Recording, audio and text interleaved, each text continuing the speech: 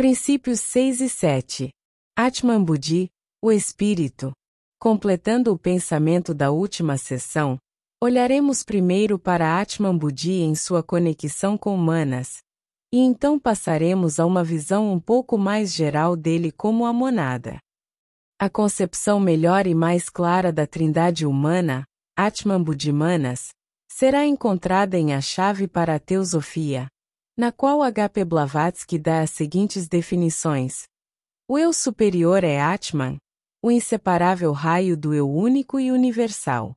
É o Deus acima, mais do que dentro de nós. Feliz o homem que consegue saturar seu ego interno com ele. O divino ego espiritual é a alma espiritual, ou Buddhi, em estreita união com Manas, o princípio mental, sem o qual não é um ego de forma alguma, mas apenas o veículo átmico.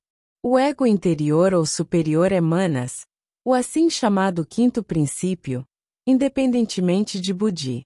O princípio mental só é o ego espiritual quando imerso em e unificado com Buddhi. Ele é a individualidade permanente ou o ego reencarnante. pp. 175176.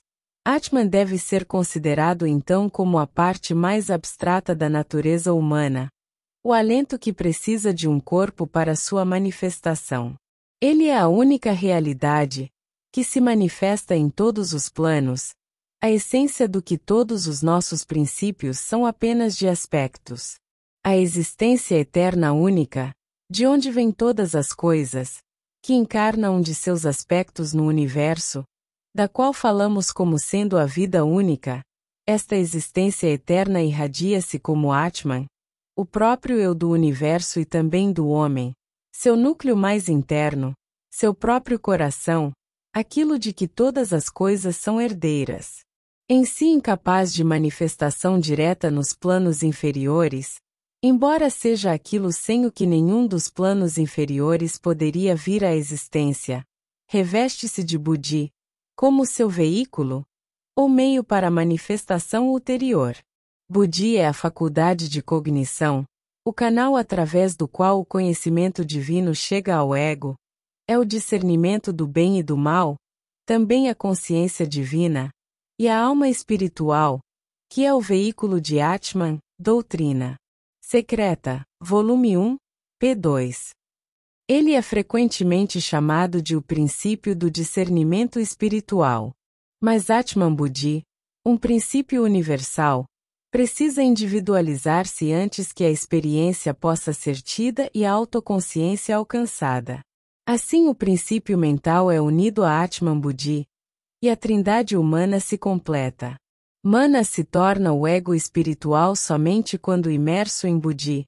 Buddhi se torna o ego espiritual somente quando unido a Manas. Na união dos dois jaz a evolução do espírito, autoconsciente em todos os planos. Daí Manas tende para Atman Buddhi, assim como o Manas inferior tende para o superior, e daí, em relação ao Manas superior, Atman Buddhi, ou Atman, é frequentemente chamado de o Pai no céu.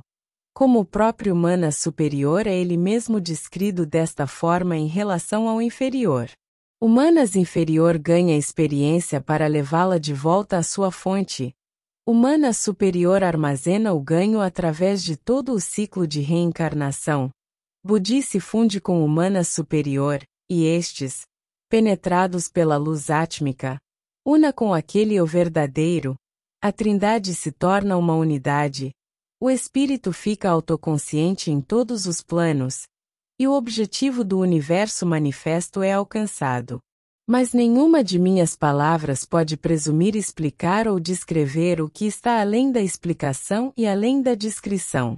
As palavras podem apenas errar no que se refere a um tema destes, diminuindo-o e distorcendo-o somente por longa e paciente meditação. O estudante pode esperar vagamente sentir algo maior que ele mesmo, embora algo que se move no mais fundo centro de seu ser.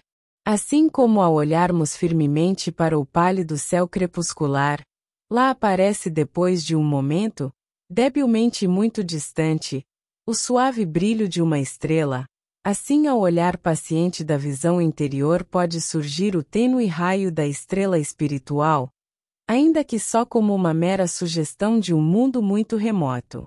Só para uma pureza paciente e perseverante aquela luz surgirá. E bendito além de toda a bênção é aquele que vê seja apenas o mais pálido fugir daquela radiância transcendente. Com tais ideias a respeito do Espírito, será logo entendido o horror com que os teosofistas fogem de atribuir os fenômenos triviais das sessões a espíritos. Tocando caixas de música, falando através de trompetes, batendo na cabeça das pessoas, carregando gaitas em torno da sala. Estas coisas podem todas estar muito bem para entidades astrais, fantasmas e elementais, mas quem poderá atribuí-las a espíritos se tiver alguma concepção de espírito digna deste nome? Tal vulgarização e degradação do mais sublime dos conceitos já desenvolvidos pelo homem seguramente é motivo do mais profundo pesar. E pode-se esperar que muito logo estes fenômenos serão colocados em seu devido lugar, como evidência de que as visões materialistas do universo são inadequadas, em vez de serem exaltados a uma posição que não podem ocupar como provas do espírito. Nenhum fenômeno físico, nem intelectual, são provas da existência do espírito. O espírito só pode ser demonstrado para o espírito. Não se pode provar uma proposição de Euclides para um cão. Não se pode provar Atman Buddhi para a cama e para humanas inferior.